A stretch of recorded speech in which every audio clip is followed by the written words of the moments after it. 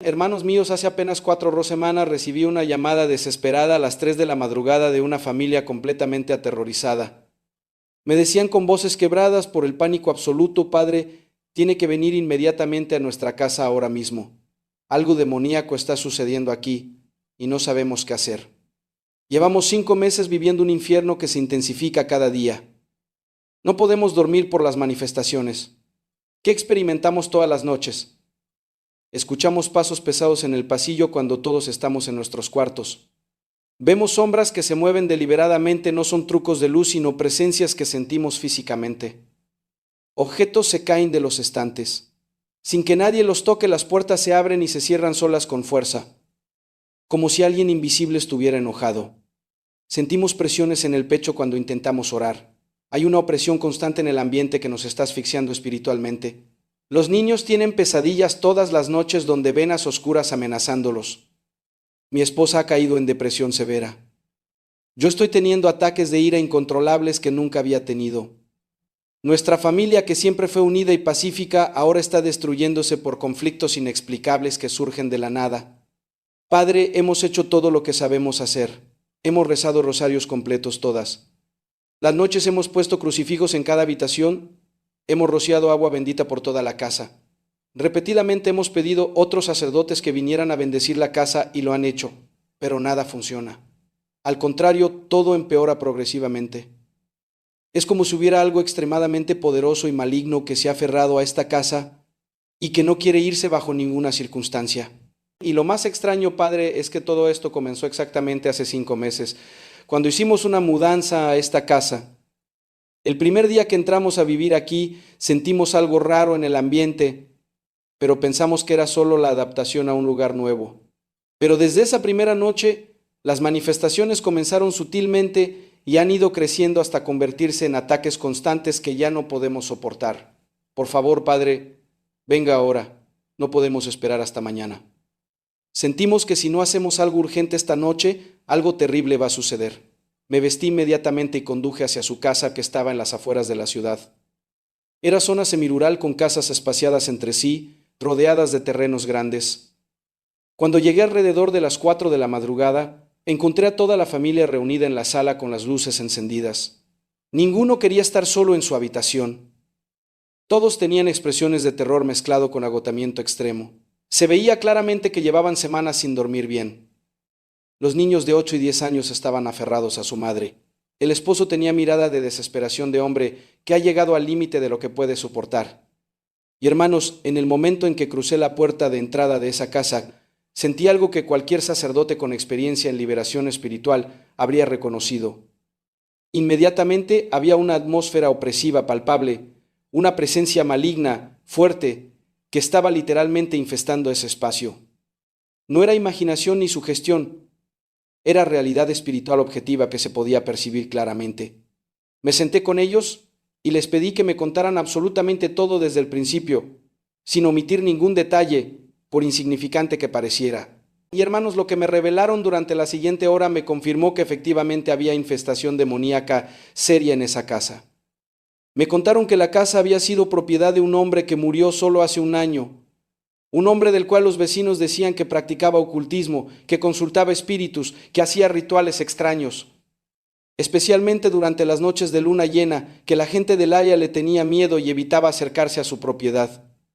Cuando el hombre murió sin herederos, la casa quedó abandonada durante meses hasta que fue vendida en remate a esta familia católica, que la compró porque era espaciosa y el precio era muy bajo comparado con otras propiedades similares. La familia no sabía nada de la historia oscura del propietario anterior cuando compraron. Solo después de mudarse empezaron a escuchar de los vecinos las historias sobre el ocultista que había vivido ahí. Y me contaron algo más que me pareció crucialmente importante. Me dijeron que cuando se mudaron hace 5 meses notaron que en la propiedad no había absolutamente ningún animal, ni pájaros en los árboles, ni insectos, ni lagartijas, nada. Era como si toda criatura viviente evitara ese lugar instintivamente. Y en los 5 meses que llevaban viviendo ahí, seguía siendo así. Era zona rural donde debería haber abundancia de vida animal, pero alrededor de esa casa específica había un vacío total de animales que ellos encontraban. Extremadamente extraño, pero no habían sabido cómo interpretarlo. Cuando escuché esto, hermanos, inmediatamente supe que era señal confirmadora de lo que ya había percibido, porque los animales tienen sensibilidad espiritual que los humanos frecuentemente hemos perdido. Pueden percibir presencias demoníacas y las evitan instintivamente. Cuando un lugar está fuertemente infestado, los animales no se acercan. Les expliqué todo esto a la familia y después procedí a hacer lo que era necesario espiritualmente. Durante las siguientes 4 horas hasta que amaneció hice exorcismo, menor completo de toda la casa, habitación por habitación. Recé las oraciones de liberación más poderosas que conozco. Rocié agua bendita abundantemente en cada rincón, especialmente en el sótano y el ático donde la presencia se sentía más fuerte. Coloqué medallas de San Benito en puertas y ventanas. Enseñé a la familia oraciones específicas de protección. Les di instrucciones de mantener vida espiritual intensa. Y cuando finalmente terminamos al amanecer, todos sentimos que la atmósfera había cambiado, la opresión se había levantado significativamente, aunque todavía quedaban residuos de la infestación que requerirían tiempo y oración continua para eliminarse completamente. Pero hermanos, cuando estaba por irme, cuando ya había hecho todo lo que sabía hacer, según los protocolos de liberación, sentí ese impulso interior del Espíritu Santo que he aprendido a reconocer después de años de ministerio, una voz clara en mi corazón que me decía, todavía falta algo crucial. Hay una protección adicional que debes enseñarles, algo que sellará esta casa de manera que lo que salió no pueda regresar fácilmente.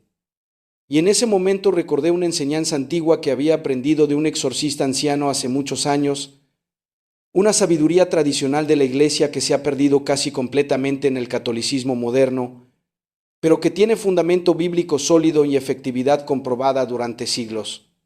Me volví a la familia que estaba exhausta pero con esperanza renovada en sus rostros después de la liberación. Y les dije, ¿hay algo más que deben hacer para fortalecer la protección de esta casa? ¿Algo que complementará todo lo espiritual que hemos hecho? ¿Algo que creará barrera adicional contra futuros ataques?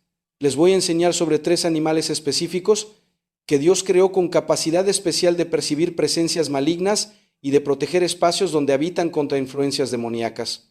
Cuando estos 3 animales estén presentes en una propiedad y sean tratados con el respeto, debido como criaturas de Dios que tienen misión providencial, forman escudo espiritual que los demonios encuentran extremadamente difícil de penetrar.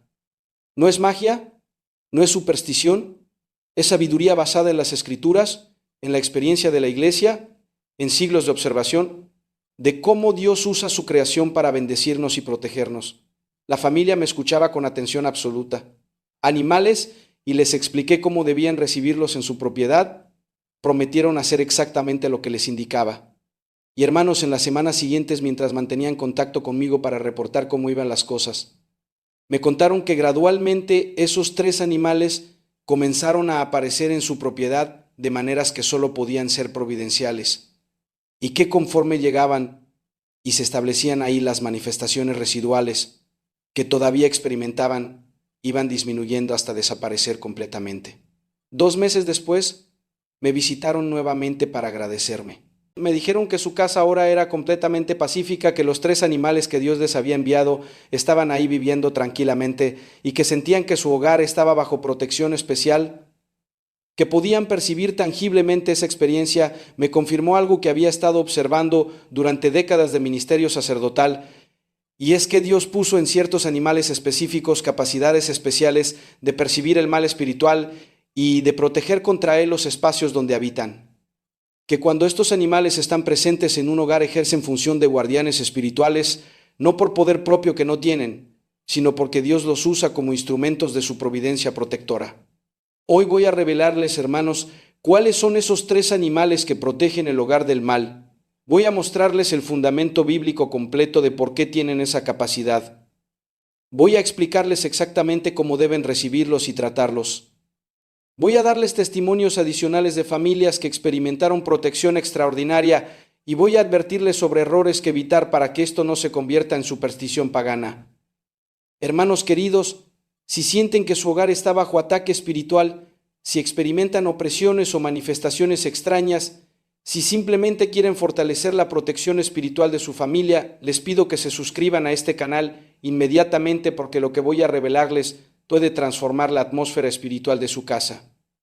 Y compartan este video urgentemente porque hay millones de hogares católicos siendo atacados que necesitan conocer estas protecciones que Dios puso en su creación. El primer animal que protege el hogar del mal es el gato. Y hermanos, aquí necesito ser muy específico para evitar malentendidos. No estoy diciendo que todos los gatos automáticamente protegen contra el mal. No estoy promoviendo adoración o veneración de gatos como hacían los egipcios paganos. Estoy enseñando algo completamente diferente, fundamentado en la tradición católica. Los gatos tienen capacidad dada por Dios de percibir presencias espirituales, tanto angelicales como demoníacas. Pueden ver dimensiones que nosotros no vemos naturalmente con nuestros ojos físicos limitados. Y cuando un gato está en un espacio donde hay presencia demoníaca, reacciona de maneras específicas, se eriza completamente, bufa o gruñe hacia puntos vacíos donde no hay nada visible para nosotros. Sus ojos se dilatan extremadamente. A veces ataca físicamente el aire como si peleara con algo invisible. Los exorcistas experimentados saben esto muy bien. El padre Gabriel Amorte escribió en sus libros sobre exorcismo que en múltiples ocasiones cuando iba a casas infestadas para hacer liberación, los gatos que vivían ahí reaccionaban violentamente ante las presencias demoníacas que él también percibía espiritualmente, que los gatos literalmente lo guiaban hacia los lugares específicos de la casa donde la infestación era más fuerte, porque ahí se concentraban bufando y atacando. Y describió que después de completar el exorcismo y expulsar los demonios, los mismos gatos que habían estado agitados se calmaban completamente, señal de que percibían que el mal se había ido. Y hay algo más extraordinario que he documentado personalmente en docenas de casos.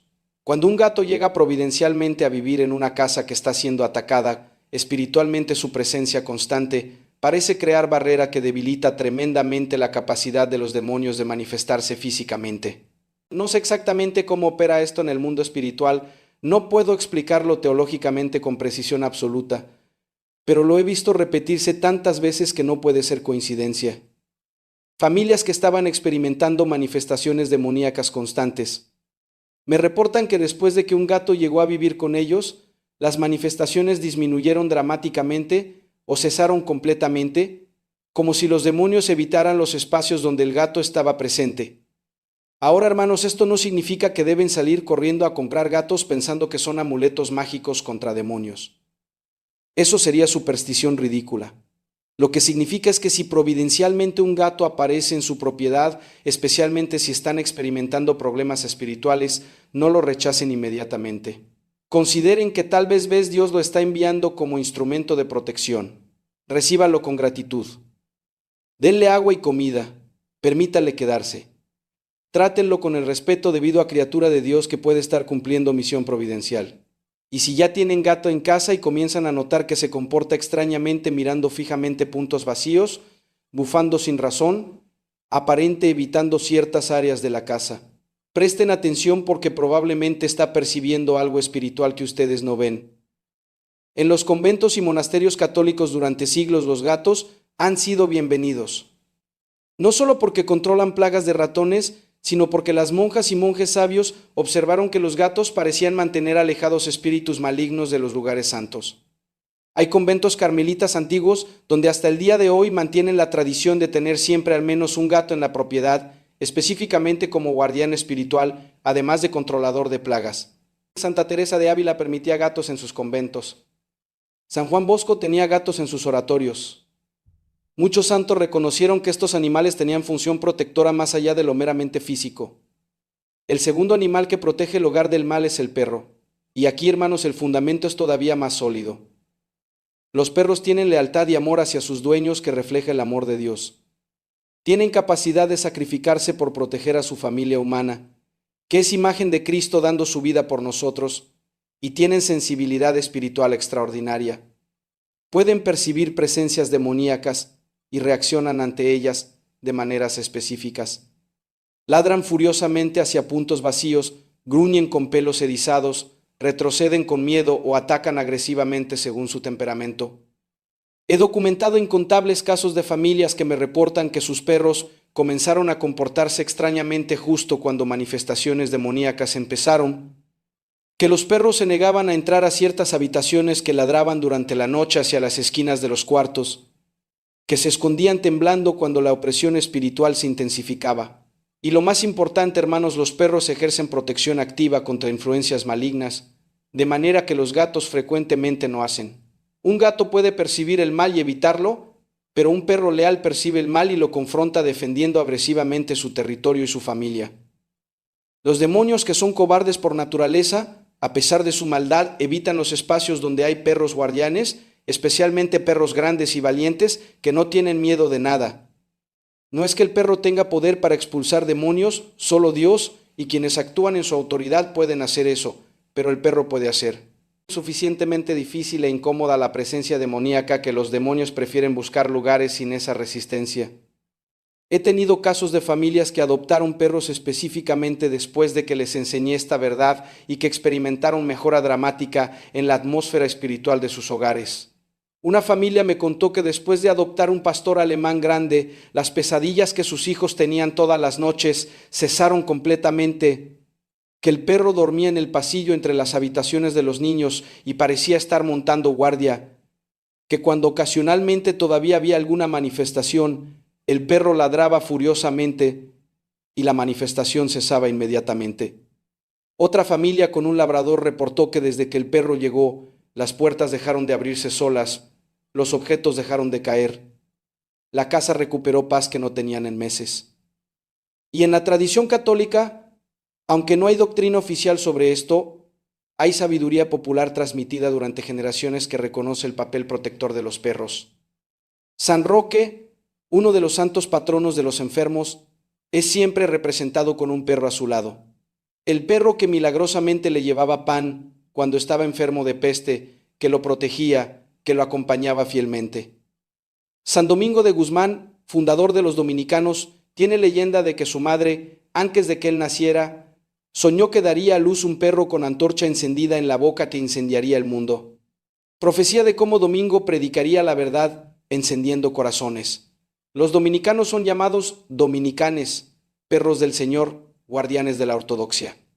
Entonces, hermanos, si tienen perro, trátenlo bien. Reconozcan que además de ser compañía fiel, puede estar ejerciendo protección espiritual sobre su hogar sin que ustedes lo sepan. Y si sienten que su casa necesita protección adicional y tienen posibilidad de tener perro, consideren adoptarlo no solo como mascota, sino como guardián que Dios puede usar para defender su familia. El tercer animal que protege el hogar del mal es el más sorprendente de todos y el que menos personas conocen es el gallo. Y hermanos, cuando entiendan el fundamento bíblico y tradicional, van a comprender por qué tiene ese poder. El gallo tiene significado profundísimo en la tradición cristiana. Está asociado con el arrepentimiento porque fue el canto del gallo lo que hizo que Pedro recordara su negación de Cristo y llorara. Amargamente según los evangelios, pero tiene otro significado todavía más importante. El gallo que canta al amanecer anuncia la llegada de la luz que disipa las tinieblas. Es heraldo del sol naciente y en simbolismo cristiano representa a Cristo, que es la luz del mundo, que disipa las tinieblas del pecado y de la muerte. Por eso durante siglos en Europa católica era costumbre tener veletas con forma de gallo en lo alto de las torres de las iglesias. El gallo señalando hacia donde sopla el viento, pero siempre mirando hacia arriba, hacia el cielo, recordando a los fieles que deben estar vigilantes, que deben arrepentirse de sus pecados, que deben esperar la luz de Cristo. Y en las casas, especialmente en zonas rurales, era costumbre tener gallos, no solo por razones prácticas de obtener huevos y carne, sino porque se creía firmemente que la presencia del gallo protegía la propiedad contra el mal. Y hermanos, hay fundamento real en esto que trasciende la superstición. Los demonios operan principalmente durante la oscuridad de la noche cuando la mayoría de la gente duerme vulnerable. En las 3 de la madrugada es considerada la hora de mayor actividad demoníaca. Pero el gallo que canta al amanecer anuncia que la noche terminó, que la luz está llegando, que el tiempo del dominio de las tinieblas ha pasado. Y aunque esto es simbólico, en primer lugar, hay dimensión espiritual real, donde el canto del gallo que anuncia la luz tiene efecto de debilitar las operaciones demoníacas que dependen de la oscuridad. He documentado casos extraordinarios de familias rurales que tenían gallos en sus propiedades y que me reportaban que nunca experimentaban los ataques nocturnos que otras familias cercanas sin gallos sí experimentaban. Una familia específicamente me contó que habían tenido manifestaciones terribles durante meses, que adoptaron un gallo después de que alguien le recomendó y que desde la primera mañana que el gallo cantó, al amanecer, las manifestaciones nocturnas cesaron dramáticamente. Me dijeron que era como si el canto del gallo cortara el poder de lo que los estaba atacando durante la noche, como si anunciara victoria de la luz sobre las tinieblas. Y en el folclore católico tradicional de múltiples culturas hay historias consistentes de gallos, ahuyentando vampiros, demonios, brujas, todo tipo de males espirituales con su canto al amanecer. Aunque mucho de esto está mezclado con superstición y exageración, el núcleo contiene verdad espiritual que la Iglesia siempre reconoció simbólicamente, aunque no lo definió dogmáticamente.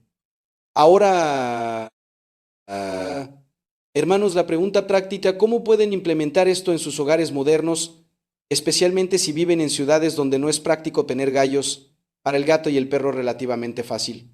Pueden adoptar estas mascotas normalmente tratándolas bien y reconociendo su posible función protectora.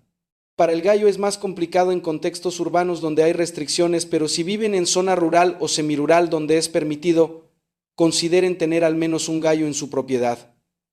Y si es imposible tener gallo vivo, pueden al menos tener imagen o estatua de gallo en lugar prominente de su casa como símbolo, recordando su significado cristiano, aunque obviamente esto no tiene el mismo efecto que el animal vivo. Y advertencias cruciales. Primero, no conviertan esto en idolatría o en superstición mágica. Los animales no tienen poder divino. Son simplemente instrumentos que Dios puede usar. Segundo, deben combinar esto con vida espiritual seria, sacramentos regulares, oración constante, vida en gracia de Dios. Sin esto, los animales solos no los protegerán. Tercero, traten a los animales con respeto y caridad como criaturas de Dios, no como objetos utilitarios. Denles buen cuidado. Y cuarto, nunca dependan solo de medios naturales, aunque sean providenciales. Su protección principal debe ser Cristo, los sacramentos, la oración. Estos animales son solo ayudas adicionales. Hermanos, los invito a considerar seriamente esta enseñanza. Si necesitan protección espiritual para sus hogares, reciban con gratitud estos animales que Dios puede enviarles. Oremos. En el nombre del Padre, del Hijo y del Espíritu Santo. Amén. Señor Jesucristo, gracias por poner en tu creación animales que pueden servirnos no solo físicamente, sino también como protección espiritual. Bendice mi hogar, protégelo de todo mal. Envía a tus ángeles a montar guardia, y si es tu voluntad, envía también estas criaturas que usas para defendernos. Que mi casa sea santuario de paz donde tú reines supremo. Amén. Hermanos, vayan en paz protegidos por Dios. Los bendigo en el nombre del Padre, del Hijo y del Espíritu Santo. Amén. Hermanos míos, quiero que hoy dejemos todo a un lado. Cierren la puerta, apaguen el teléfono, silencien el ruido del mundo, porque lo que voy a compartir con ustedes en estos minutos puede cambiarlo todo. Y no exagero. Llevo más de 40 años escuchando confesiones, acompañando almas, viendo cómo personas completamente rotas se levantan cuando descubren algo que el 99% de los católicos nunca aprende. Hoy están muriendo de hambre espiritual, acuden a misa cada domingo, rezan el rosario, cumplen con sus devociones, pero sus vidas no cambian. Siguen sintiendo ese vacío, esa distancia con Dios, esa sensación de que sus oraciones rebotan contra el techo y nunca llegan al cielo. ¿Y saben por qué ocurre esto? Porque nadie les enseñó a orar de verdad. Nadie les mostró que la oración no es recitar fórmulas, sino entrar en un encuentro vivo, real, transformador con el Dios que los ama más de lo que ustedes pueden imaginar. Déjenme decirles algo que quizás les duele escuchar. La mayoría de nosotros no sabemos orar, y no es culpa nuestra. Crecimos en un catolicismo de cumplimientos, de obligaciones, de repetir oraciones que aprendimos de memoria cuando éramos niños. Nadie nos dijo que la oración es conversación, es intimidad, es entrega total. Nadie nos explicó que cuando oramos el cielo se abre, los ángeles se inclinan para escuchar y el mismo Dios Padre pone su oído junto a nuestros labios. Hemos convertido la oración en un trámite, en algo que hacemos para sentirnos bien con nosotros mismos o para cumplir con una obligación religiosa. Pero la verdadera oración, esa que transforma vidas, esa que mueve montañas, esa que sana matrimonios, que libera de adicciones, que devuelve la paz al corazón más angustiado, esa oración la conoce solo el 1%. Y hoy, si me dan su atención y su corazón, ustedes van a formar parte de ese 1%. Voy a compartirles algo personal. Hubo un tiempo en mi vida sacerdotal hace muchos años en que yo también oraba sin orar. Cumplía con el breviario, celebraba la misa, rezaba antes de dormir, pero mi corazón estaba lejos. Mis palabras eran correctas, pero vacías. Hasta que un día, en medio de una crisis espiritual profunda, donde sentía que Dios no me escuchaba, donde la sequedad era tan grande que pensé que había perdido mi vocación, un anciano sacerdote, ya casi al final de sus días, me tomó de las manos y me dijo algo que nunca olvidaré. Me dijo que yo no estaba orando, estaba hablando solo, que la oración verdadera comienza cuando dejamos de hablar y empezamos a escuchar, cuando dejamos de pedir y empezamos a amar, cuando dejamos de exigir respuestas y empezamos a confiar. Esas palabras me partieron en dos. Y desde ese día, mi vida de oración cambió por completo y con ella cambió todo. Hoy quiero transmitirles lo que aprendí, no como un maestro que sabe más que ustedes, sino como un hermano mayor que ha caminado este camino antes y que quiere tenderles la mano. Porque la oración que voy a enseñarles no es complicada, no requiere teología avanzada ni años de estudio, es simple, profunda y está al alcance de cualquiera que tenga un corazón dispuesto, pero les advierto que es exigente. Porque esta oración les va a pedir que dejen caer las máscaras, que se presenten ante Dios tal como son, con sus miserias, sus pecados, sus dudas, sus miedos, y eso da miedo. Por eso muchos nunca llegan a orar así. Prefieren quedarse en la superficie, en las oraciones cómodas, en las que no les comprometen ni les transforman. Pero ustedes no son así. Si han llegado hasta aquí, si están escuchando estas palabras, es porque su alma tiene sed. Y hoy juntos vamos a beber del agua viva que Cristo prometió. Así que respiren hondo. Ábranse a lo que el Espíritu Santo quiere hacer en ustedes, porque lo que viene ahora no es teoría, es vida, es fuego. Es el secreto que los santos conocieron y que cambió la historia. Y ese secreto, hermanos míos, está a punto de ser suyo. No se vayan, no se distraigan, porque en los próximos minutos Dios tiene algo que decirles. Y créanme, es algo que han estado esperando escuchar toda su vida. La primera verdad que deben entender es esta. La oración no es un monólogo, es un diálogo. Suena obvio, pero la mayoría de nosotros oramos como si Dios fuera un contestador automático.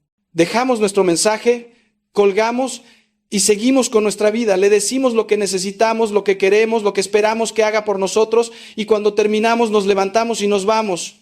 Nunca nos quedamos a escuchar, nunca le damos la oportunidad de respondernos. Y luego nos preguntamos por qué sentimos que Dios está lejos, por qué nuestras oraciones parecen no tener efecto. Hermanos, Dios no está lejos. Somos nosotros los que no nos quedamos el tiempo suficiente para encontrarlo. Somos nosotros los que hablamos tanto que no dejamos espacio para que Él hable. Santa Teresa de Ávila decía que la oración mental no es otra cosa sino tratar de amistad, estando muchas veces tratando a solas con quien sabemos nos ama. Fíjense en esa palabra, amistad. No dice cumplimiento, no dice obligación, no dice ritual, dice amistad. Y en una amistad verdadera hay conversación, hay silencio compartido, hay confianza, hay intimidad. Cuando ustedes hablan con un amigo querido, no solo sueltan un discurso y se van, escuchan. Prestan atención a lo que dice, a cómo lo dice, a lo que no dice. Se interesan por su corazón. Así debe ser con Dios. Él quiere hablarnos, tiene cosas que decirnos. Tiene consuelos que darnos, correcciones que hacernos, direcciones que mostrarnos. Pero si no nos callamos, si no nos quedamos quietos, si no aprendemos a escuchar, nunca lo oiremos. El problema es que el silencio nos da miedo. Estamos acostumbrados al ruido, a la distracción, a llenar cada segundo con algo. Música, televisión, redes sociales, conversaciones vacías. Todo menos quedarnos a solas con nosotros mismos y con Dios. Porque en el silencio aparece lo que hemos estado evitando. Nuestras heridas, nuestros pecados, nuestras preguntas sin respuesta. Y eso duele. Por eso preferimos seguir hablando, seguir pidiendo, seguir moviéndonos. Pero hermanos, les digo algo que he aprendido después de décadas de acompañar almas. El verdadero crecimiento espiritual comienza en el silencio. Cuando te atreves a quedarte quieto ante Dios, sin palabras, sin exigencias, simplemente presente, vulnerable, abierto, ahí es donde Él empieza a trabajar en lo profundo. Y no me malinterpreten, no estoy diciendo que las oraciones vocales estén mal, el rosario, el Padre Nuestro, las letanías, todo eso es hermoso y necesario. Son como los rieles que nos sostienen cuando no sabemos por dónde ir, pero no pueden ser lo único. No pueden reemplazar ese momento de encuentro personal de corazón a corazón donde tú y Dios están solos, donde no hay fórmulas, no hay guiones, solo amor, solo verdad. Solo tú tal como eres y Él tal como es. Eso es lo que la mayoría de los católicos nunca experimenta y por eso sus vidas espirituales son áridas, tibias, sin fruto, porque la oración se quedó en la superficie. Les voy a contar algo que vi hace unos años. Una mujer vino a verme, destrozada. Su matrimonio se estaba desmoronando. Sus hijos se habían alejado de la fe. Ella misma había caído en una depresión profunda. Me dijo que rezaba todos los días, que no faltaba misa, que cumplía con todo, pero nada cambiaba.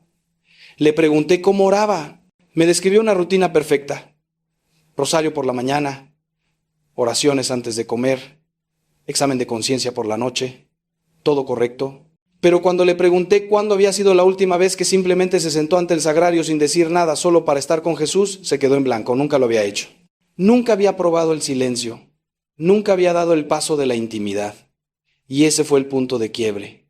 Le enseñé a orar desde el corazón, desde la verdad, desde el silencio.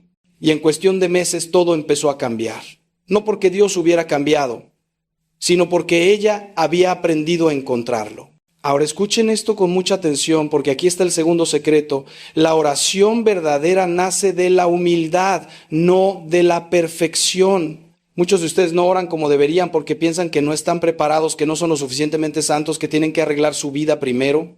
Y eso es una trampa del enemigo. Satanás quiere que crean que Dios solo los escucha cuando están limpios, cuando están en gracia, cuando han resuelto todos sus problemas, pero eso es mentira. Dios quiere escucharte ahora tal como estás, sucio, roto, confundido, pecador. Él no espera tu perfección, espera tu honestidad. Espera que vengas ante Él sin máscara, sin pretender ser quien no eres, sin esconder tus caídas, porque es precisamente en tu debilidad donde Él muestra su fuerza. El publicano del Evangelio lo entendió. Mientras el fariseo estaba ahí, de pie, enumerando sus virtudes, agradeciéndole a Dios por no ser como los demás, el publicano se quedó atrás, no se atrevía ni a levantar los ojos al cielo y solo decía: Dios mío, ten compasión de mí, que soy un pecador. Y Jesús dijo que ese hombre bajó justificado a su casa, no el otro, porque Dios no se acerca al que se cree bueno, se acerca al que reconoce que necesita misericordia. La oración más poderosa que pueden hacer es la del publicano. Simple, directa, nacida desde lo más hondo de la necesidad.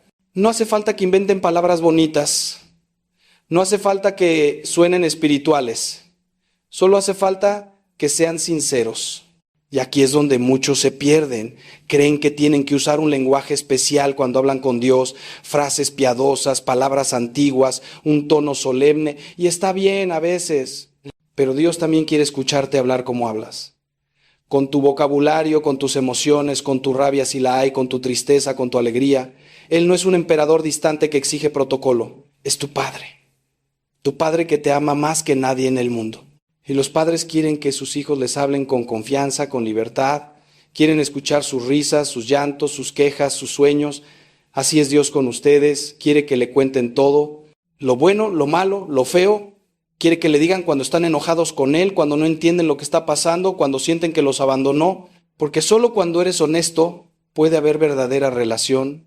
He conocido santos, personas verdaderamente santas, y les puedo asegurar que ninguno de ellos oraba con palabras perfectas. Oraban con el corazón descubierto. Algunos lloraban, otros gritaban, otros se quedaban en silencio absoluto, pero todos tenían algo en común. Eran reales. No fingían ante Dios, no actuaban, se presentaban tal cual eran. Y eso es lo que mueve el corazón de Dios. No nuestras oraciones elegantes, sino nuestras lágrimas sinceras. No nuestras promesas grandiosas, sino nuestro reconocimiento de que sin Él no podemos nada. Cuando llegas a ese punto, cuando te paras ante Dios como el mendigo que eres, ahí empieza la verdadera oración. Ahí empieza la transformación. Les voy a contar algo que viví cuando era joven seminarista. Estaba pasando por una crisis terrible, dudaba de mi vocación, me sentía indigno, pensaba que Dios se había equivocado conmigo. Una noche, después de intentar orar durante horas sin sentir nada, me rendí. Me tiré en el suelo de la capilla y le dije a Dios con toda la rabia y la tristeza que tenía: no puedo, no soy capaz. si quieres que seas sacerdote vas a tener que hacerlo tú porque yo solo me voy a hundir. Y me quedé ahí, en el piso, llorando como un niño. Y fue en ese momento, en esa rendición total, cuando sentí su presencia como nunca antes. No con palabras audibles, no con visiones, sino con una paz que llenó todo mi ser. Una certeza de que Él estaba ahí, de que me amaba, de que iba a cargar conmigo. Esa fue la oración más poderosa de mi vida. Y no tuvo nada de perfecta, fue puro quebrantamiento. ¿Y saben qué aprendí esa noche? Que Dios no necesita nuestra fuerza, necesita nuestra entrega. No necesita que seamos héroes espirituales, necesita que seamos hijos que confían. Porque cuando confías, cuando sueltas el control, cuando dejas de pretender que puedes solo, ahí es donde Él entra con todo su poder. Por eso San Pablo dice que cuando soy débil, entonces soy fuerte, porque en mi debilidad se manifiesta el poder de Dios. Así que dejen de intentar impresionar a Dios. Dejen de esconder sus miserias, llévenlas ante Él, muéstrenselas, díganle que no pueden y verán cómo Él hace lo que ustedes nunca pudieron. Ahora quiero que piensen en esto. ¿Cuántas veces han orado pidiendo algo y no lo han recibido? Y se han sentido frustrados, decepcionados, quizás hasta enojados con Dios. ¿Por qué no me escucha?, se preguntan. ¿Por qué no responde? Hermanos, Dios siempre responde. Siempre. Pero no siempre responde como queremos o cuando queremos. Y aquí está el tercer secreto de la verdadera oración. Orar no es convencer a Dios de que haga nuestra voluntad, es abrir nuestro corazón para que Él nos muestre la suya. Esto es radical, esto cambia todo. Porque la mayoría de nosotros oramos para cambiar a Dios, cuando en realidad la oración debería cambiarnos a nosotros. Jesús nos enseñó esto en el huerto de los olivos. Recuerden esa escena. Él está a punto de ser arrestado, torturado, crucificado, sabe lo que viene y ora. Padre, si es posible que pase de mí este cáliz. Es decir, le está pidiendo a Dios que le quite ese sufrimiento. Es una oración totalmente humana, totalmente honesta. Pero no termina ahí. Termina diciendo, pero no se haga mi voluntad sino la tuya. Ahí está todo, la perfecta oración, presentar ante Dios lo que queremos, lo que sentimos, lo que necesitamos, pero al final confiar en que Él sabe más que nosotros, confiar en que su plan, aunque no lo entendamos, aunque nos duela, es mejor que el nuestro. Eso es fe, eso es oración verdadera. El problema es que queremos controlar, queremos que Dios sea nuestro empleado celestial que cumple nuestras órdenes, y cuando no lo hace, nos molestamos, dejamos de orar, nos alejamos, nos quejamos. Pero hermanos, Dios no es un genio de la lámpara. Es el creador del universo que nos ama infinitamente y que ve cosas que nosotros no vemos. A veces lo que le pedimos no es lo que necesitamos. A veces lo que queremos evitar es precisamente lo que nos va a hacer crecer. A veces el sufrimiento que rechazamos es el cincel que Dios está usando para esculpirnos en la imagen de su Hijo. Y si no aprendemos a confiar en eso, nuestra oración siempre será inmadura. Les voy a dar un ejemplo muy concreto.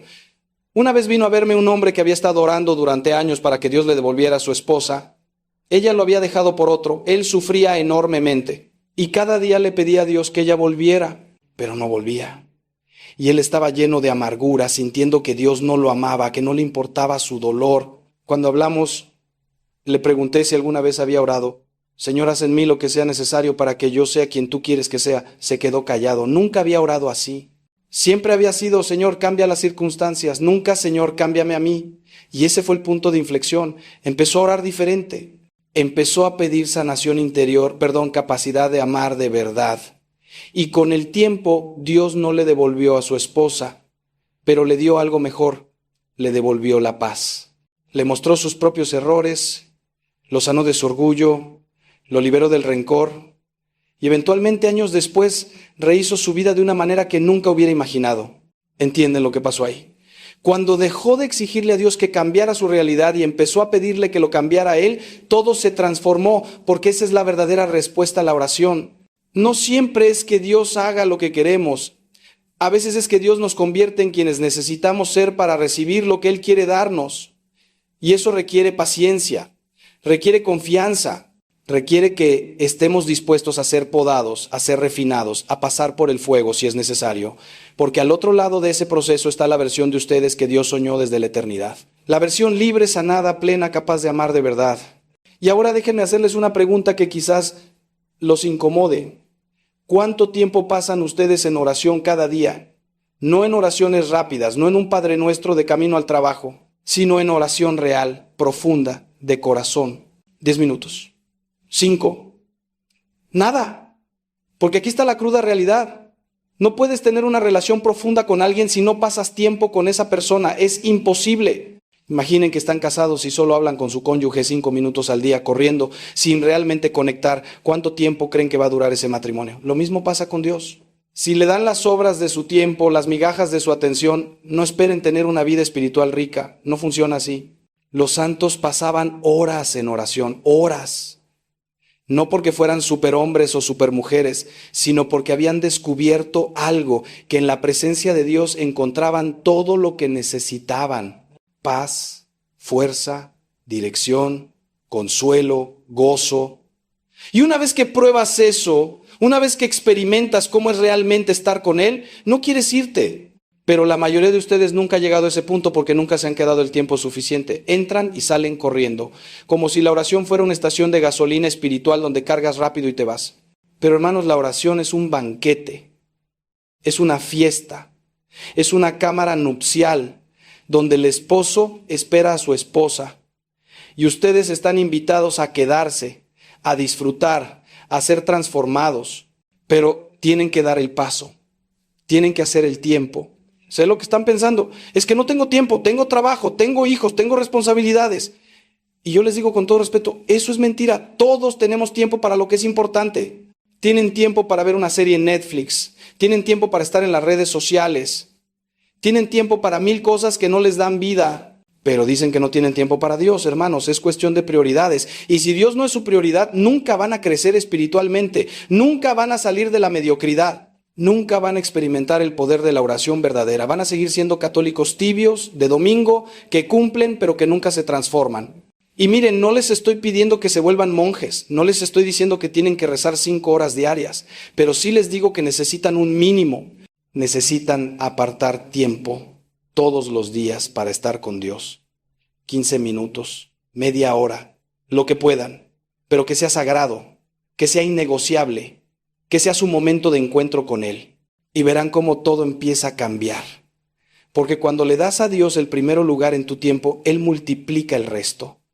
Cuando lo buscas primero a Él, todo lo demás se acomoda. No sé cómo funciona, pero funciona, lo he visto 1000 veces. Las personas que oran de verdad son las más productivas, las más en paz, las que mejor manejan sus vidas, no porque tengan más horas en el día, sino porque tienen a Dios caminando con ellas. Les voy a contar lo que hago yo. Todos los días, sin falta, paso mi primera hora del día en oración. Antes de revisar el teléfono, antes de leer las noticias, antes de hacer cualquier cosa, me levanto y me voy ante el Santísimo. Y le doy esa hora. A veces es hermosa, llena de consolaciones. A veces es árida, siento que no pasa nada. Pero la doy, porque no es por lo que siento. Es por fidelidad. Es por amor. Y créanme, esa hora sostiene todo mi día. Es mi ancla, mi fuerza, mi secreto. Sin ella me hundiría. Con ella puedo enfrentar lo que sea, porque sé que no estoy solo. Sé que Él está conmigo, sé que me ama, y eso lo cambia todo. Ahora viene algo que quizás les suene extraño, pero es fundamental. La oración no es solo palabras, es también escucha. Ya lo mencioné antes, pero quiero profundizar.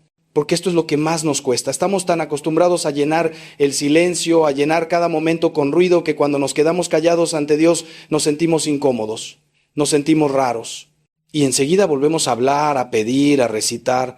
Pero hermanos, en el silencio es donde Dios habla, no con voz audible, no con palabras que suenan en el oído, sino con inspiraciones, con paz, con certezas interiores, con movimientos del corazón. Ahí es donde Él nos guía, nos corrige, nos consuela.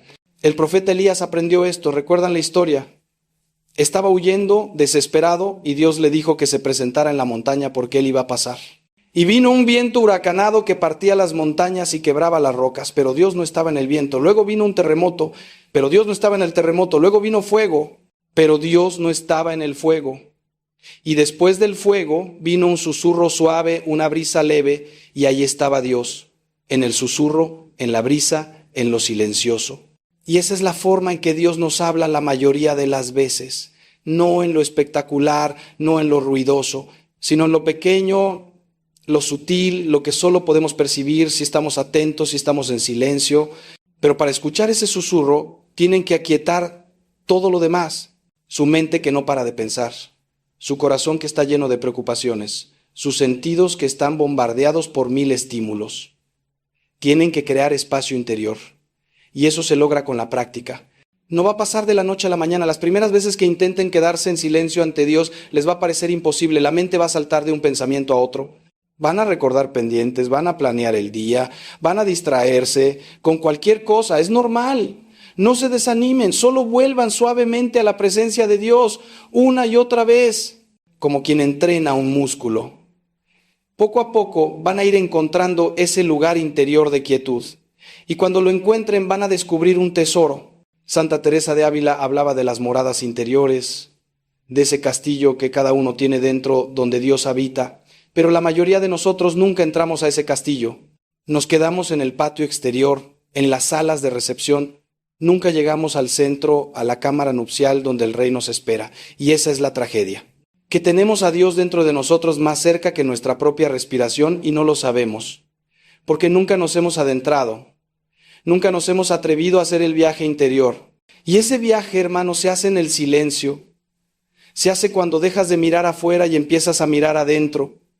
Cuando dejas de buscar a Dios en el ruido y empiezas a buscarlo en la quietud de tu corazón. Y aquí viene algo hermoso. Cuando empiezas a escuchar a Dios, cuando empiezas a percibir su voz interior, tu vida empieza a tener dirección. Ya no andas a ciegas. Ya no te mueves solo por tus impulsos o tus emociones. Empiezas a moverte guiado por el Espíritu. Y eso es otra cosa. Eso es vivir en plenitud. Porque Dios ve lo que tú no ves, sabe lo que viene, conoce tus talentos, tus heridas, tu misión. Y cuando le das espacio para que te guíe, Él te lleva por caminos que nunca hubieras imaginado. Te abre puertas que parecían cerradas. Te da palabras en el momento preciso. Te da paz en medio de las tormentas. Y todo porque aprendiste a escuchar. Quiero decirles algo que para mí ha sido una revelación enorme en mi vida de oración y creo que puede serlo también para ustedes. La oración más poderosa, la que realmente mueve el corazón de Dios y transforma al que la hace, no es la que pide cosas, sino la que adora. La adoración, hermanos, esa es la oración del cielo. Esa es la que los ángeles hacen sin cesar. Santo, santo, santo. Y cuando nosotros entramos en esa dimensión, cuando dejamos de centrarnos en nuestras necesidades y nos centramos en quién es Dios, algo cambia radicalmente. Porque adorar es reconocer su grandeza, su bondad, su amor, es contemplarlo, es deleitarse en Él. Y cuando haces eso, cuando pones tu mirada en Él en lugar de en ti mismo, tus problemas se ven diferentes. No es que desaparezcan, es que se ven en perspectiva. Porque si Dios es tan grande, tan poderoso, tan amoroso, entonces ningún problema es demasiado grande para Él. Ninguna situación está fuera de su control. Ningún dolor es mayor que su capacidad de consolar. Y esa paz que viene de la adoración es sobrenatural. No depende de tus circunstancias. Depende de a quién estás mirando. Por eso el salmista dice, pon tus ojos en el Señor y serás iluminado. Porque donde pones tu mirada, ahí pones tu corazón. Si miras tus problemas todo el día, vivirás angustiado. Si miras a Dios, vivirás en paz. Así de simple, así de profundo. Y la adoración no requiere palabras elaboradas. Puede ser simplemente estar ante el Santísimo y decirle, te amo, eres bueno, eres santo, confío en ti. O incluso sin palabras, solo mirarlo. Como María a los pies de Jesús. Ella no estaba haciendo nada productivo desde el punto de vista de Marta, solo estaba ahí sentada, escuchando, contemplando. Y Jesús dijo que había elegido la mejor parte. Porque eso es lo que Dios quiere.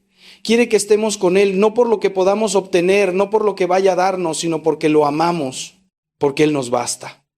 Y cuando llegamos a ese punto, hermanos, ahí es cuando Dios puede darnos todo, porque ya no estamos aferrados, ya no estamos exigiendo, estamos simplemente amando. Les voy a compartir algo que me pasó hace algunos años. Estaba pasando por un momento muy difícil en mi ministerio. Había conflictos, incomprensiones, sentía que todo se estaba cayendo. Y estaba orando desesperadamente para que Dios arreglara la situación. Pero nada cambiaba. Al contrario, empeoraba. Hasta que un día, cansado de pedir, me senté ante el sagrario y solo empecé a adorar. Jesús, tú eres bueno aunque yo no entienda. Tú eres fiel aunque todo se caiga. Tú eres mi Señor aunque no tenga respuestas. Y me quedé ahí, repitiendo esas verdades. No como fórmulas mágicas, sino como anclas para mi alma. Y después de un rato, una paz inexplicable llenó mi corazón. Nada había cambiado afuera, pero todo había cambiado adentro. Porque había dejado de depender de las circunstancias y había vuelto a depender de Él. ¿Y saben qué pasó después? Las circunstancias eventualmente sí cambiaron, pero no de la forma que yo esperaba. Dios hizo algo mejor. Trajo sanación donde había división, trajo claridad donde había confusión, pero lo hizo a su manera, en su tiempo. Y yo pude vivirlo en paz porque había aprendido a adorarlo en medio de la tormenta. Si hubiera seguido solo pidiendo, solo exigiendo, me hubiera hundido en la ansiedad. Pero la adoración me sostuvo. Y esa es la lección. Cuando no sepas qué orar, adora. Cuando estés confundido, adora. Cuando todo se esté cayendo, adora. Porque la adoración te conecta con la realidad más grande, que Dios es Dios y tú estás seguro en sus manos. La adoración también te libera del ego. Porque cuando adoras, no eres tú el centro, es Él. Y eso es sanador. Porque muchas veces nuestro sufrimiento viene de estar demasiado centrados en nosotros mismos, en lo que queremos, en lo que nos falta, en lo que nos duele. Y no está mal tener necesidades, no está mal sufrir, pero cuando todo gira alrededor de ti, te asfixias. En cambio, cuando adoras, sales de ti mismo, entras en algo más grande, y ahí hay libertad, ahí hay aire, ahí hay vida. Por eso los santos eran tan libres, tan gozosos, aunque muchos de ellos sufrieron enormemente, porque vivían en adoración. Vivían mirando a Dios, no a sus circunstancias. Ahora quiero tocar algo que sé que muchos de ustedes necesitan escuchar. La oración no es solo para cuando te sientes bien, no es solo para cuando estás en gracia. De hecho, es especialmente importante cuando estás caído, cuando has pecado, cuando te sientes más lejos de Dios. Porque ahí es cuando más lo necesitas y sin embargo es cuando menos oramos por vergüenza, por culpa, porque pensamos que Dios no quiere vernos en ese estado. Pero hermanos, eso es mentira del enemigo. Dios nunca te da la espalda. Eres tú quien le das la espalda a Él. Y cuando pecas, lo que tienes que hacer no es alejarte más, es correr hacia Él. Como el hijo pródigo que vuelve a la casa del padre, sucio, arrepentido, sin excusas, pero vuelve y el padre no lo rechaza, lo abraza, lo restaura, lo celebra. Muchos de ustedes llevan años sin confesarse porque sienten que han hecho cosas imperdonables, porque sienten que Dios ya se cansó de perdonarlos, porque vuelven a caer en lo mismo una y otra vez y piensan que ya no hay esperanza. Y yo les digo, están equivocados. No hay pecado que Dios no pueda perdonar. No hay caída de la que Él no pueda levantarte. No hay oscuridad que su luz no pueda penetrar. Pero tienes que dar el paso. Tienes que volver. Tienes que orar aunque no sientas ganas, aunque te sientas hipócrita, aunque pienses que no lo mereces. Porque la oración no es para los que lo tienen todo resuelto, es para los que estamos rotos, es para los que necesitamos misericordia, es para pecadores, y todos lo somos. San Pedro lo entendió. Negó a Jesús 3 veces, lo traicionó en el peor momento y después lloró amargamente, pero no se alejó para siempre, volvió y cuando Jesús resucitó se le apareció y en lugar de reprocharle, en lugar de condenarlo, le preguntó, Pedro, ¿me amas? 3 veces. Una por cada negación. Y le dio la oportunidad de reafirmar su amor. Eso es lo que Dios hace con nosotros. No nos machaca con nuestros pecados. Nos da la oportunidad de volver a elegirlo, de volver a amarlo, de volver a empezar, pero tenemos que acercarnos, tenemos que orar. Aunque sea una oración torpe, quebrada, llena de lágrimas, esa es la oración que más toca el corazón de Dios. Y aquí quiero ser muy claro. La oración después del pecado no es para convencer a Dios de que te perdone. Él ya está dispuesto a perdonarte. Su misericordia es infinita. La oración es para que tú abras tu corazón a ese perdón, para que lo recibas, para que dejes de castigarte, para que dejes de huir. Porque el problema no es que Dios no te perdone. El problema es que tú no te perdonas a ti mismo. Sigues cargando la culpa, el remordimiento, la vergüenza. Y eso te envenena, te paraliza, te impide avanzar. Pero cuando oras, cuando te presentas ante Dios tal como estás y le pides perdón de corazón, Él te lo da. Inmediatamente, sin condiciones, y te libera de esa carga. He visto esto tantas veces en el confesionario. Personas que llegan destrozadas, que no se han confesado en años, que cargan pecados que los han estado matando por dentro. Y cuando finalmente los confiesan, cuando finalmente los sacan a la luz, cuando escuchan las palabras de la absolución, es como si nacieran de nuevo. El peso se va, la luz vuelve a sus ojos, la paz vuelve a su corazón. Porque han experimentado la misericordia de Dios de forma concreta y eso los cambia para siempre. Por eso les digo, no posterguen más. Si hay algo en su vida que los está alejando de Dios, llévenlo a la oración, llévenlo a la confesión. No importa qué tan grande sea, no importa cuántas veces hayan caído, Dios los espera, con los brazos abiertos, listos para abrazarlos y decirles, bienvenido a casa.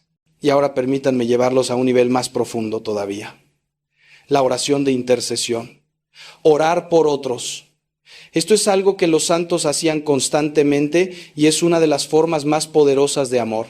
Porque cuando oras por alguien, estás poniéndote en la brecha por esa persona. Estás llevándola ante Dios, estás suplicando por su bien y eso tiene un poder inmenso, más de lo que imaginamos. Porque nuestras oraciones pueden cambiar el destino de almas. Pueden arrancar personas del infierno. Pueden traer conversiones que parecían imposibles. Pueden sanar relaciones rotas. Pueden salvar vidas. Santa Mónica oró durante 30 años por la conversión de su hijo Agustín. 30 años. Imaginen eso. 30 años viendo a su hijo vivir en el pecado, alejado de Dios, perdido. Pero ella nunca dejó de orar. Nunca perdió la esperanza. Y al final Dios escuchó. Agustín se convirtió, y no solo eso, se convirtió en uno de los santos más grandes de la historia de la iglesia, un doctor de la iglesia, un padre de la fe, todo porque una madre no dejó de orar, porque creyó que Dios podía hacer lo imposible. Y lo hizo. Eso es el poder de la intercesión. Eso es lo que nuestras oraciones pueden lograr. Pero la intercesión requiere algo, requiere que ames. Porque no puedes interceder de verdad por alguien que no te importa. No puedes orar con fervor por alguien a quien no amas. Y aquí está el secreto. Cuando empiezas a orar por alguien, aunque no te caiga bien, aunque te haya hecho daño, algo cambia en tu corazón. Porque la oración abre el amor. Cuando llevas a alguien ante Dios en oración, Dios te muestra a esa persona como Él la ve, con misericordia, con compasión. Y tu corazón empieza a ablandarse. Empiezas a ver más allá de sus faltas, empiezas a desearle el bien y eso te libera del rencor, del resentimiento, de la amargura. Les voy a contar algo personal. Hubo una persona en mi vida que me hizo mucho daño. Me calumnió, me traicionó, me causó un sufrimiento enorme y durante mucho tiempo sentí rabia hacia esa persona. No quería orar por ella, no quería perdonarla, pero el Espíritu Santo insistía. Y finalmente, a regañadientes, empecé a orar. Al principio eran oraciones frías, mecánicas. Señor, perdónala, aunque yo no puedo. Pero seguí orando. Y con el tiempo, algo empezó a cambiar. Empecé a ver a esa persona de otra manera. Empecé a entender sus heridas, sus miedos, lo que le había llevado a actuar así. Y mi corazón se fue sanando. No de golpe, poco a poco. Hasta que un día me di cuenta de que ya no sentía rabia. Sentía compasión. Y eso fue un milagro que vino por la oración. Así que les digo, oren por los que aman, oren por los que sufren, oren por los que están lejos de Dios, oren incluso por los que les han hecho daño, porque esa oración los va a sanar tanto a ustedes como a ellos. Y nunca subestimen el poder de esas oraciones. Puede que no vean resultados inmediatos, puede que pasen años, pero Dios está trabajando. Y un día verán los frutos. Un día verán cómo esas semillas que plantaron en oración dieron vida y se van a alegrar de no haber dejado de orar, de haber confiado, de haber amado. Y ahora, hermanos, quiero hablarles de algo que me apasiona profundamente, la oración comunitaria. Porque aunque la oración personal es fundamental, insustituible, también necesitamos orar con otros. Necesitamos la iglesia. Necesitamos la comunidad. Jesús lo dijo claramente, donde 2 o 3 se reúnen en mi nombre, allí estoy yo en medio de ellos. Hay un poder especial cuando oramos juntos, cuando nos unimos en una misma intención, en un mismo corazón.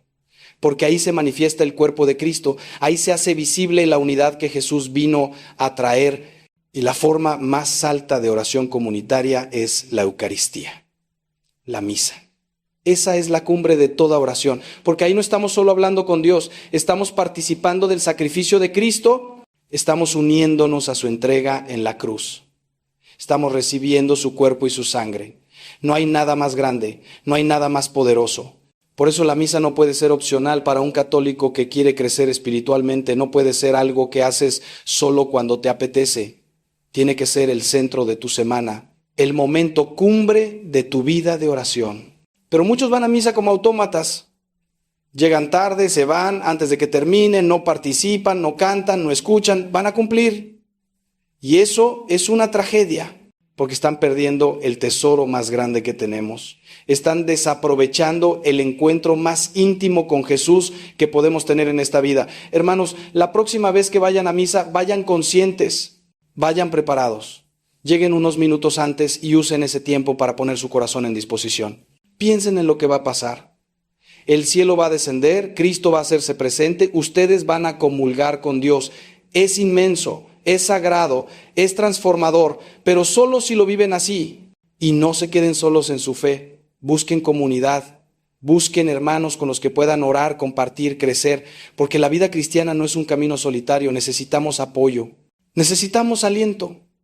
Necesitamos que otros nos corrijan cuando nos desviamos, que nos levanten cuando caemos, que celebren con nosotros cuando avanzamos. Por eso existen los grupos de oración, las comunidades, los movimientos.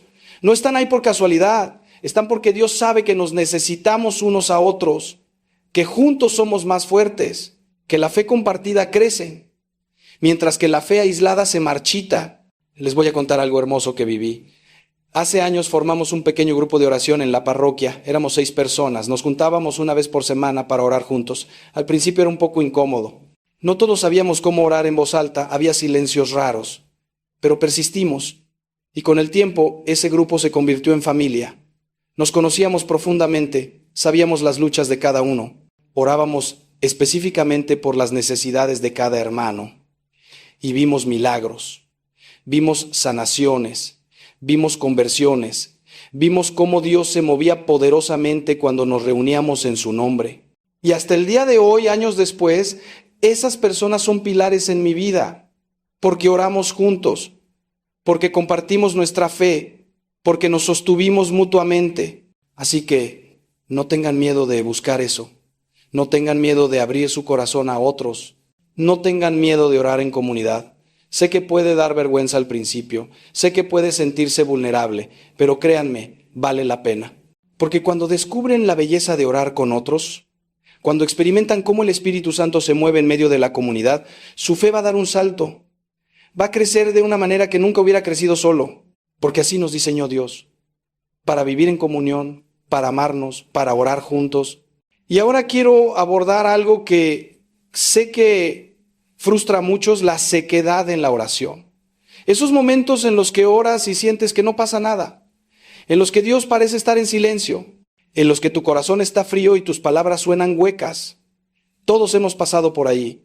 Y es tentador pensar que estamos haciendo algo mal, que Dios está enojado con nosotros, que nuestra oración no sirve. Pero, hermanos, la sequedad no es señal de que Dios te ha abandonado.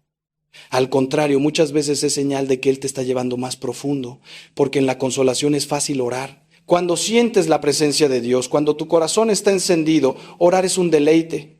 Pero cuando no sientes nada, cuando tienes que orar por pura fe, por puro amor, sin recompensa emocional, ahí es donde tu oración vale más. Santa Teresa del Niño Jesús pasó los últimos meses de su vida en una sequedad espiritual total.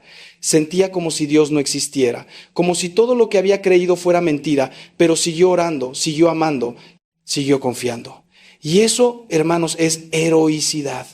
Eso es santidad. Porque cualquiera puede orar cuando se siente bien. Pero orar cuando no sientes nada, cuando tienes que arrastrarte a la capilla, cuando tienes que forzar las palabras, eso requiere un amor verdadero. Un amor que no depende de los sentimientos. Un amor maduro. Y ese es el amor que Dios está formando en ti cuando permite la sequedad. Así que no se desanimen. No abandonen la oración porque no sientan nada. No midan su vida espiritual por lo que sienten, porque los sentimientos vienen y van, son volubles, cambian con el clima emocional, pero la fe es más profunda que eso. La fe es decisión, es voluntad. Es decir, sí a Dios aunque no veas, aunque no sientas, aunque no entiendas. Y cuando oras en medio de la sequedad, estás ejercitando esa fe. La estás fortaleciendo. Porque un día la sequedad va a pasar.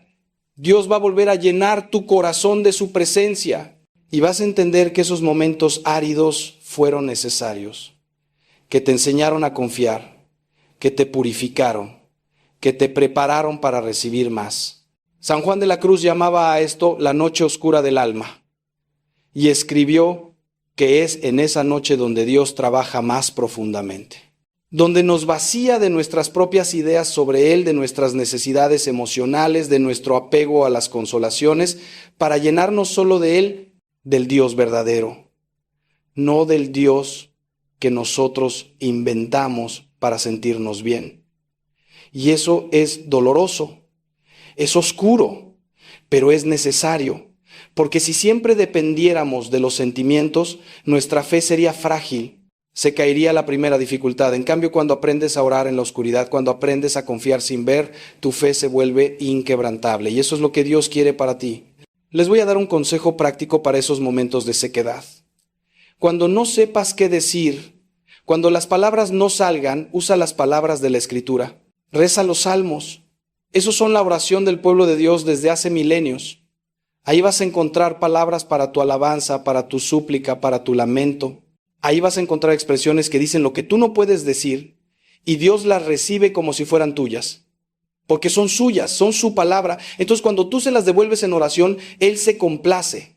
Otra cosa que puedes hacer es simplemente estar ahí. No tienes que decir nada, solo preséntate ante Dios, siéntate ante el sagrario y dile, aquí estoy, Señor, no tengo nada que decir, pero estoy aquí porque te amo. Eso es suficiente. Eso es oración verdadera. Y recuerden que la sequedad no dura para siempre. Es una estación. Pasará. Y cuando pase, cuando vuelvan las consolaciones, cuando vuelvan a sentir a Dios cerca, van a valorarlo de una manera nueva. Van a agradecer de una forma más profunda. Porque habrán aprendido que Dios es fiel incluso cuando no lo sientes. Que su amor no depende de tus emociones. Que Él está siempre ahí, en las alturas y en los valles, en la luz y en la oscuridad. Y esa certeza, hermanos, esa roca firme, es lo que te va a sostener por el resto de tu vida. Ahora quiero hablarles de algo muy concreto y práctico. Cómo estructurar su tiempo de oración diaria. Porque una cosa es saber que tienes que orar y otra es saber cómo hacerlo. Muchos se sienten perdidos cuando se sientan a orar, no saben por dónde empezar, no saben qué hacer y terminan distrayéndose o abandonando. Así que les voy a dar una estructura simple que a mí me ha funcionado y que he enseñado a miles de personas. No es una regla rígida, es una guía. Pueden adaptarla a su estilo, a su momento de vida, pero les va a dar un marco para empezar. Primero, comiencen con un momento de silencio, solo unos segundos para quietarse, respiren profundo, tomen conciencia de que están entrando en la presencia de Dios. Dejen afuera las preocupaciones, las prisas, el ruido, háganle espacio a Él. Segundo, invoquen al Espíritu Santo. Pídanle que los guíe, que les abra el corazón, que les dé luz, porque sin el Espíritu, la oración es solo esfuerzo humano. Con Él se vuelve encuentro divino. Tercero, lean un pasaje de la Escritura. No mucho, quizás solo unos versículos, pero léanlo despacio, saboreándolo. Dejen que Dios les hable a través de su palabra. Cuarto, hablen con Dios sobre lo que acaban de leer. ¿Qué les dijo? ¿Qué les tocó? ¿Qué no entendieron? Es conversación. Quinto, presenten sus peticiones. Aquí es donde piden por lo que necesitan, por los que aman, por el mundo, pero háganlo después de haber escuchado, después de haber adorado. No empiecen por ahí. Sexto, den gracias. Siempre, siempre den gracias. Aunque estén pasando por momentos difíciles, siempre hay algo por lo que agradecer. Y la gratitud abre el corazón a la alegría. Séptimo, terminen con un rato de silencio. Solo estén ahí, descansen en Dios, como un niño en los brazos de su padre, sin palabras, solo presencia. Y finalmente, hagan un propósito, algo concreto que van a hacer ese día como respuesta a lo que Dios les habló, porque la oración tiene que llevarnos a la acción, tiene que transformar nuestra vida. Esa es la estructura básica. Puede tomarles 15 minutos, puede tomarles 1 hora, depende del tiempo que tengan. Pero lo importante es que sea un momento real, no una prisa. Que sea un encuentro, no una fórmula.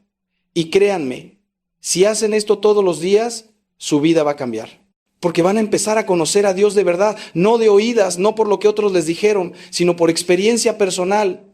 Y esa es la fe que resiste, esa es la fe que da fruto, esa es la fe que transforma. Y algo más. Lleven un diario de oración si pueden. No tiene que ser elaborado. Solo unas líneas cada día sobre lo que Dios les habló, sobre lo que sintieron, sobre las respuestas que recibieron. Porque con el tiempo, cuando vuelvan a leer ese diario, van a ver la fidelidad de Dios, van a ver cómo Él ha estado guiándolos, sanándolos, llevándolos. Y eso va a fortalecer su fe de una manera increíble. Porque muchas veces olvidamos lo que Dios ha hecho y cuando olvidamos dudamos. Pero cuando tenemos un registro de su fidelidad, cuando vemos escrito cómo nos ha sostenido, entonces confiamos más fácilmente en lo que viene. He conocido personas que después de años de llevar un diario de oración, lo leen y lloran, porque ven la mano de Dios en cada página. Ven cómo Él ha contestado oraciones que ya ni recordaban. Ven cómo ha cerrado puertas que en su momento dolieron, pero que ahora entienden que era protección. Ven cómo ha abierto caminos que nunca imaginaron y se llenan de gratitud, de asombro, de amor, porque ven que no han caminado solos, que Dios ha estado ahí, en cada paso, atento, cercano, fiel. Y eso, hermanos, es un tesoro, un testimonio de su amor que nadie les puede quitar. Así que les animo, estructuren su oración, denle forma, no para que sea rígida, sino para que sea fructífera. Y luego déjense llevar por el Espíritu dentro de esa estructura, porque a veces Él va a querer que se queden más tiempo en un punto, a veces va a querer que salte en otro. Está bien, la estructura es solo el marco, el contenido lo pone Él y ustedes en diálogo con Él. Eso es la oración viva, eso es lo que estamos buscando. Ahora quiero tocar algo que es sumamente importante y que muchos descuidan, la relación entre la oración y la vida sacramental, porque no podemos separar nuestra oración personal de los sacramentos, son inseparables. Se alimentan mutuamente. La oración nos prepara para recibir los sacramentos con fruto y los sacramentos nos dan la gracia para orar mejor. Es un círculo virtuoso. Y cuando uno de los dos falta, el círculo se rompe y nuestra vida espiritual sufre. Ya hablé de la Eucaristía, pero quiero insistir. Si no están yendo a misa cada domingo, si no están recibiendo a Jesús en la comunión, su vida de oración va a ser débil. Porque la Eucaristía es la fuente y cumbre de toda la vida cristiana. Es ahí donde recibimos la fuerza, la gracia, el alimento espiritual que necesitamos para vivir. Sin ella, nos quedamos con nuestras propias fuerzas. Y nuestras fuerzas no son suficientes. Necesitamos la gracia de Dios. Y esa gracia se derrama de manera única en los sacramentos, así que no los descuiden. No piensen que pueden ser católicos sin los sacramentos. No funciona así. Y la confesión. Hermanos, la confesión es fundamental. No pueden tener una vida de oración profunda si tienen pecados mortales sin confesar. Porque el pecado grave nos separa de Dios, nos cierra el canal de la gracia. Y aunque podamos orar, nuestra oración no va a tener la fuerza que debería. Por eso los santos se confesaban frecuentemente, no solo cuando pecaban gravemente, sino regularmente. Porque sabían que la confesión es medicina, es limpieza, es renovación, es volver a empezar, es recibir el abrazo del Padre que nos perdona y nos dice, adelante hijo mío, sigue caminando. Yo les recomiendo que se confiesen al menos una vez al mes, aunque no tengan pecados mortales, porque siempre hay cosas que confesar, siempre hay áreas en las que necesitamos conversión. Y el sacramento nos da la gracia para esa conversión, nos fortalece contra las tentaciones, nos da luz para ver nuestras debilidades y nos llena de paz, esa paz que solo viene del perdón de Dios. Además, cuando se confiesan regularmente con el mismo sacerdote, ese sacerdote puede acompañarlos espiritualmente, puede darles consejos específicos para su lucha, puede orar por ustedes de manera más concreta, y eso es un regalo enorme. Y no tengan miedo de abrirse en la confesión, no escondan nada. Díganlo todo, porque el sacerdote está ahí como instrumento de la misericordia de Dios, no para juzgarlos, no para condenarlos, sino para absolverlos, para darles el perdón que tanto necesitan. Y créanme, los sacerdotes hemos escuchado de todo, no hay nada que nos vaya a escandalizar, no hay nada que nos vaya a hacer pensar menos de ustedes. Al contrario, cuando vemos a alguien que viene con humildad, con arrepentimiento sincero, nuestro corazón se llena de alegría, porque sabemos que esa persona va a recibir la gracia de Dios, va a salir renovada, va a ser libre. Así que hagan de la confesión y la Eucaristía el centro de su vida sacramental y verán cómo su oración florece, porque están bebiendo de la fuente, están recibiendo lo que necesitan para crecer. y su relación con Dios se va a profundizar de una manera que nunca imaginaron. Porque Él se da a conocer especialmente en los sacramentos. Ahí se revela, ahí se entrega, ahí transforma. Y cuando ustedes participan de eso con fe, con devoción, con preparación que viene de la oración, todo cambia. Y ahora llegamos a algo crucial que quiero que entiendan con claridad. La oración no es escapismo, no es huir de la realidad, no es refugiarse en un mundo espiritual para ignorar los problemas del mundo real. Al contrario, la verdadera oración te lanza a la realidad, te da ojos para ver lo que realmente importa, te da corazón para amar como Dios ama, te da manos para servir como Jesús sirvió, porque no podemos separar la oración de la caridad. No podemos decir que amamos a Dios si no amamos a nuestro prójimo, y no podemos amar al prójimo de verdad si no oramos, son inseparables. Santa Teresa de Calcuta lo dijo perfectamente: el fruto del silencio es la oración, el fruto de la oración es la fe, el fruto de la fe es el amor y el fruto del amor es el servicio. Todo está conectado.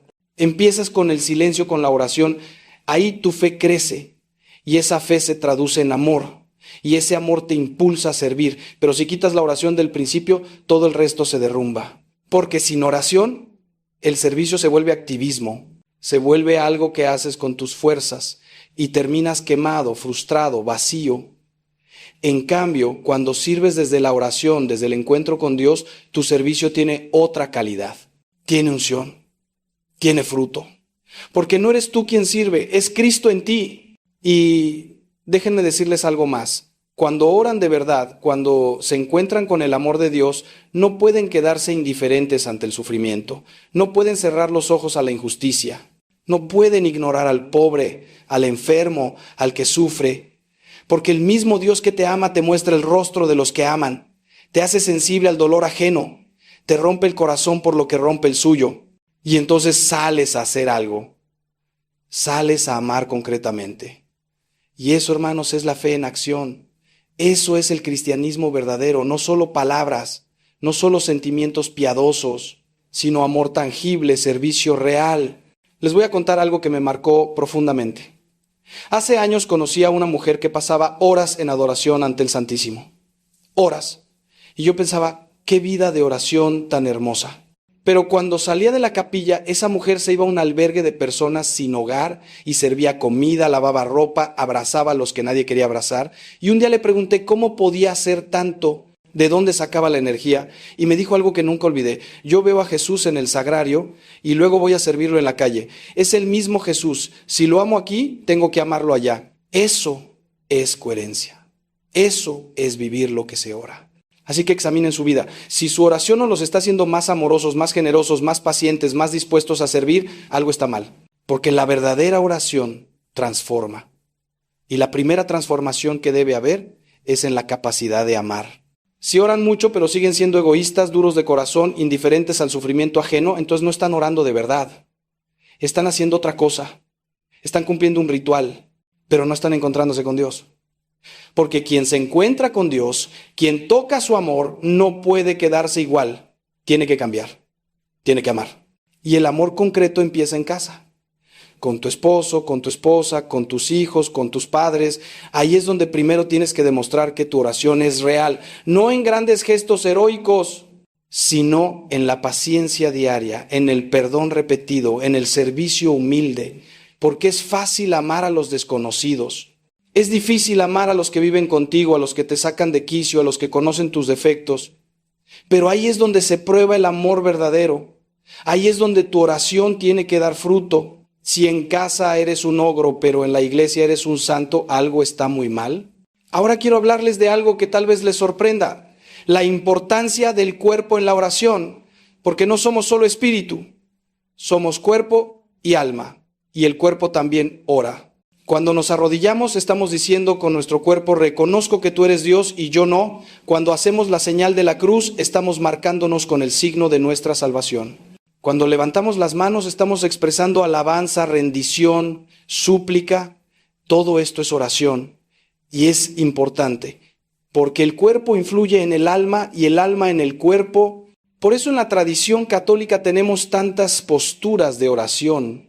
De rodillas, de pie, sentados, postrados, no son caprichos, son formas de involucrar todo nuestro ser en la oración y cada una tiene su significado. Arrodillarse es adoración, humildad, Estar de pie es disponibilidad, atención.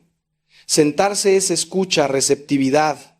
Postrarse es entrega total. Usen su cuerpo en la oración. No oren solo con la mente, oren con todo su ser, porque así nos creó Dios, unidos cuerpo y alma. Y cuando los dos oran juntos, la oración es más plena. También el ayuno. El ayuno es oración del cuerpo. Cuando renuncias a la comida estás diciendo: Dios, tú me bastas, no necesito esto, te necesito a ti. Y eso es poderoso. El ayuno te hace consciente de tu dependencia, te saca de la comodidad, te hace sentir el hambre, la debilidad. Y en esa debilidad te acuerdas de que sin Dios no eres nada. Por eso Jesús ayunó, por eso los santos ayunaban. No para castigarse, sino para unirse más a Dios, para abrir espacio para Él. Y los demonios, dice Jesús, solo salen con oración y ayuno. Hay batallas espirituales que requieren más que palabras, requieren sacrificio. No estoy diciendo que todos tienen que ayunar de forma extrema, cada uno según su salud, su estado de vida, pero algo, renuncien a algo. Puede ser comida, puede ser televisión, puede ser redes sociales, lo que sea que los ate, que los distraiga, que les quite tiempo para Dios. Renuncien a eso por un tiempo y ofrezcan esa renuncia como oración. Verán cómo eso les da libertad, cómo les abre el corazón, cómo intensifica su oración, porque el ayuno y la oración van de la mano, se potencian mutuamente y juntos son un arma espiritual poderosa. Y algo más sobre el cuerpo: cuiden su postura, su ambiente de oración, busquen un lugar tranquilo. Si pueden tener un rincón de oración en su casa, un lugar donde siempre vayan a orar, háganlo con una imagen, una vela, una Biblia. Algo que les ayude a entrar en ambiente, porque el ambiente importa. Cuando llegas a ese lugar, tu mente y tu cuerpo saben, es hora de orar. Y se disponen más fácilmente, no es magia, es psicología básica. Nos acostumbramos y esas costumbres nos ayudan. Y cuiden su postura. No oren acostados en la cama, porque se van a quedar dormidos. Siéntense derechos o arrodíllense. Estén alertas, porque la oración requiere atención, requiere que estés despierto, presente. No digo que no puedas orar en la cama antes de dormir, pero ese no puede ser tu único momento de oración, porque ahí ya estás cansado, tu mente está nublada. Dedica un tiempo cuando estés fresco, cuando puedas dar lo mejor de ti a Dios, porque Él merece lo mejor, no las obras. Y finalmente, sobre este punto, usen los sentidos en la oración: el olor del incienso, la luz de una vela, la música sacra, las imágenes sagradas. Todo eso puede ayudarles a orar. No es necesario, Dios no necesita nada de eso, pero nosotros sí, porque somos seres sensoriales. Y cuando nuestros sentidos están involucrados, nuestra oración es más viva. Por eso la liturgia católica es tan rica. Está llena de símbolos, de gestos, de imágenes, porque hablan a todo nuestro ser. Usen eso, no lo desprecien, aprovechen esa riqueza para profundizar su oración. Hermanos, estamos llegando al final de este recorrido y quiero cerrar hablándoles del fruto último de la oración, la unión con Dios, porque ese es el objetivo. No sentir cosas bonitas, no recibir respuestas a nuestras peticiones. Todo eso es bueno, pero no es lo principal. Lo principal es la unión. Llegar a ese punto donde tu voluntad y la de Dios son una, donde vives en Él y Él en ti, donde ya no hay separación. Eso es lo que los místicos llaman matrimonio espiritual. Es la cumbre de la vida de oración y está al alcance de todos. No es solo para unos pocos privilegiados, es para ti, pero requiere entrega total. Jesús lo dijo: permanezcan en mí como yo permanezco en ustedes. Esa permanencia, esa comunión constante, es lo que buscamos. No es que siempre vayamos a estar orando formalmente, pero sí que todo lo que hagamos se convierta en oración. Que vivamos conscientes de su presencia, que actuemos en unión con Él. Que nuestras decisiones, nuestras palabras, nuestros pensamientos estén impregnados de Él. Eso es vivir en oración, eso es la vida mística. Y sí, requiere práctica, requiere años, requiere fidelidad, pero es posible. San Pablo lo vivió. Por eso pudo decir, ya no vivo yo, es Cristo quien vive en mí. Esa es la meta, que Cristo viva en ti de tal manera que todo lo que hagas sea Él actuando a través de ti. Que tu amor sea su amor, que tu servicio sea su servicio, que tu oración sea su oración. Y cuando llegas ahí, hermanos, has encontrado el tesoro escondido, has encontrado la perla de gran precio y todo lo demás se vuelve secundario, porque lo tienes a Él y Él es todo. Pero para llegar ahí, tienen que morir a ustedes mismos. Tienen que crucificar el ego, los deseos egoístas, las ambiciones mundanas. Tienen que vaciarse para que Él los llene. Y eso duele. Es la cruz. Es el seguimiento radical de Cristo. Pero al otro lado de esa muerte está la resurrección. Está la vida verdadera. Está la plenitud que tanto han buscado. Así que no tengan miedo. Entréguense. Déjense transformar. Dejen que Dios haga en ustedes lo que quiera. Y verán cómo se cumple la promesa de Jesús. Yo he venido para que tengan vida y la tengan en abundancia. Y recuerden, la oración no es una técnica, no es un método que dominan y ya está. Es una relación. Y las relaciones crecen, evolucionan, pasan por estaciones. Habrá momentos de cercanía intensa y momentos de sequedad. Habrá momentos de claridad y momentos de oscuridad. Todo eso es normal, todo eso es parte del camino. Lo importante es no rendirse, no abandonar, porque Dios es fiel, aunque tú no lo seas. Aunque tú falles, aunque tú te canses, Él nunca se cansa de ti, nunca te abandona, nunca deja de amarte. Y si tú sigues buscándolo, si tú sigues llamando a la puerta, Él abrirá, te lo prometo.